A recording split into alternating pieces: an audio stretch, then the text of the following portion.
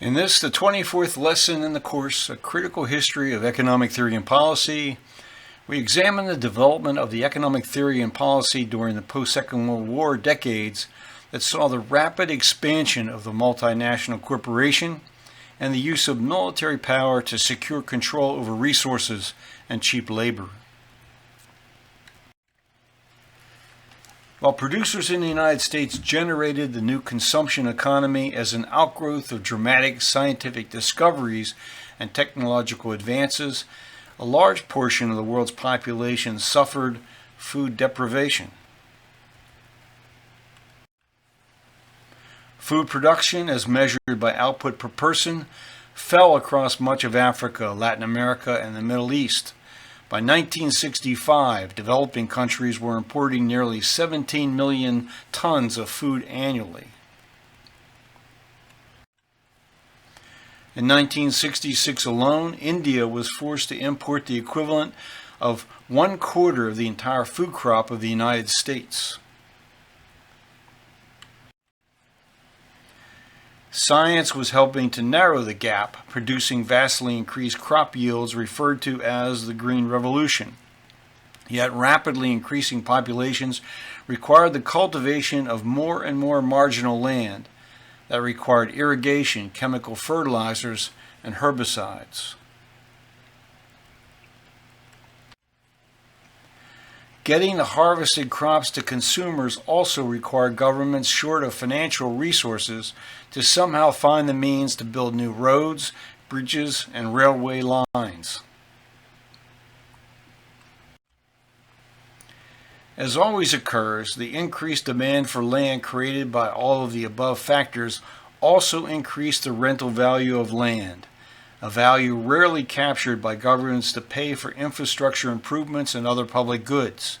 Rather, these increases were privatized, while governments looked to grants from international agencies or bank loans to cover the costs. The United States economy was expanding at a remarkable rate.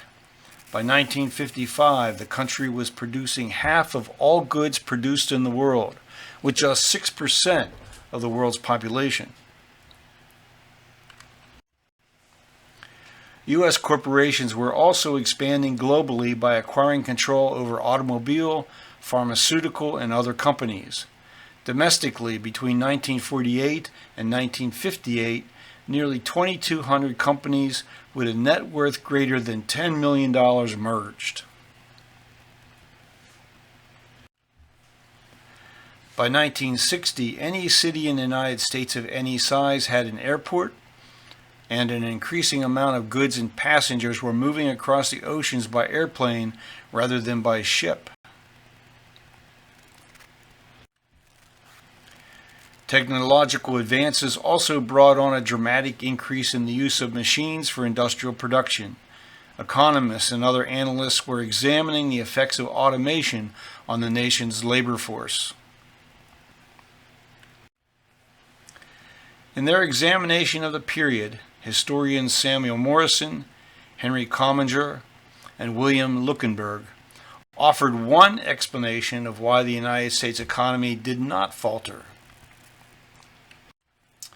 They wrote, "Yet it was government expenditures in the public area, highways, airports, the military, the exploration of outer space, foreign aid, which helped keep the economy going." The philosopher Mortimer J. Adler made this observation of these societal issues in 1962. Adler wrote, "The tempo of automation has been accelerating. When an enterprise automates, its competitors have to follow suit. Automation means a radical cut in costs, plus a radical rise in productivity. Fewer men produce more goods, and the quality of the product, with the human element eliminated, is uniformly better." One major demographic change in the United States is the percentage of females who complete college. From around 1980 on, the trend has become dramatic.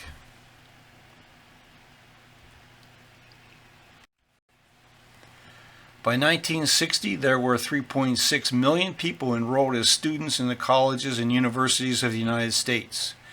The huge number of children born after 1946 ensured that this number would continue to climb. Yet already there was growing concern that the education received in the nation's public schools left young people ill-prepared for either higher education or the new workforce requirements.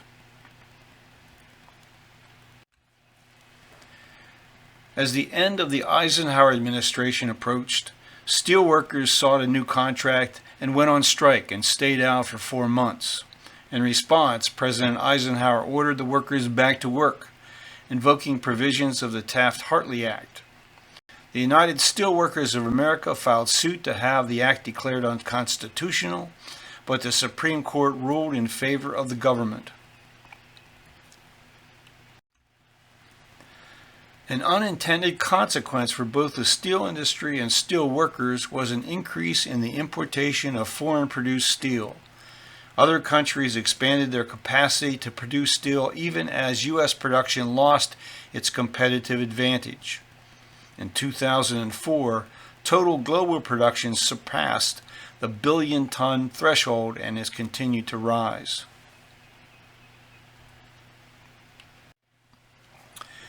The election of John F. Kennedy to the U.S. presidency opened the door for greater activism by government. Legislation was passed to raise the minimum wage, increase Social Security benefits, to retrain unemployed workers, subsidize the construction of affordable housing units, and channel funds into distressed communities. Kennedy responded to an official 7% rate of unemployment with modest measures to ease access to credit and offer businesses an investment tax credit for new spending on capital goods. After steelworkers agreed to a non-inflationary wage contract and the steel companies still announced price increases, Kennedy initiated antitrust suits and other investigative measures that brought the steel industry into line. Walter Heller, chairman of Kennedy's Council of Economic Advisors, made the case for a huge tax cut to encourage consumer spending and business investment. On the potential reward side was economic growth.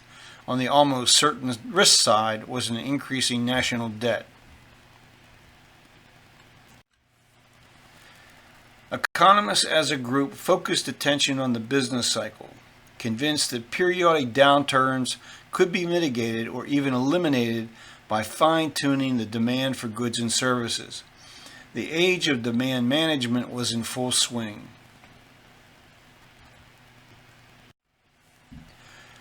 Paul Samuelson, considered by many to be the leading Keynesian theoretician, winner of the Nobel Prize in Economics, and author of the most widely used textbook on economics, stated the case. He wrote, "With proper fiscal and monetary policies, our economy can have full employment and whatever rate of growth it wants." Unfortunately, confronting communism around the globe required a dramatic increase in military spending. Kennedy agreed with his Council of Economic Advisors that a tax increase would harm growth and decided to run a deficit. Fiscal conservatives objected to the Kennedy tax cuts because they opposed deficits. Some liberals argued for greater spending on social welfare programs rather than depend on trickle-down spending by wealthy individuals who would gain disposable income.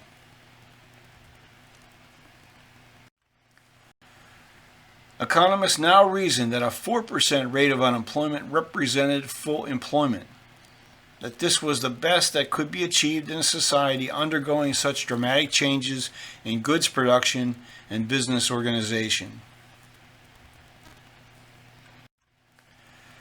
Fine-tuning seemed to be working.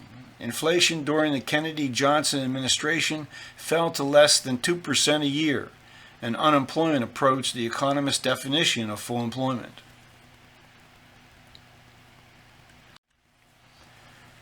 The U.S. government debt continued to increase, but economists in the government reported that as a percentage of gross domestic product, total federal debt had fallen.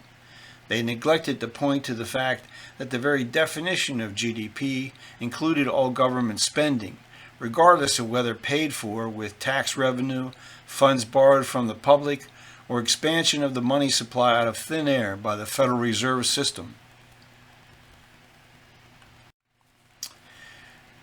Then came the U.S. involvement in the war against communists in Southeast Asia. Politics now dictated that economic outcomes and economic theory had to be set aside as a basis for decision making.